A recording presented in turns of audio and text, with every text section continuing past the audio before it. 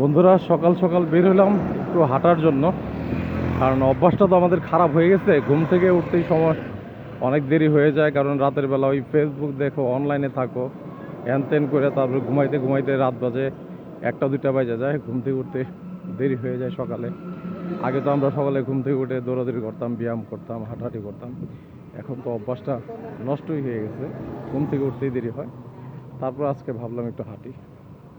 আর শরীরের সুস্থতার জন্য হাঁটার প্রয়োজনীয়তা অনেক বেশি। তো শহরের বাসা, আসলে হাঁটবো কোথায়? রাস্তা ছাড়া আর কোনো উপায় নাই। ওই যে রাস্তার পাশ দিয়ে হাঁটতেছি, কী করবো বলেন? আপনারাও সময় সুযোগ পাইলে হাঁটবেন, সুস্থ থাকার জন্য, ভালো থাকার জন্য।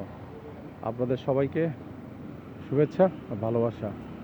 আল্লাহ হাফেজ। আপনারা সবাই ভালো থাকেন, সুস্থ থাকেন। আল্লাহ হাফেজ।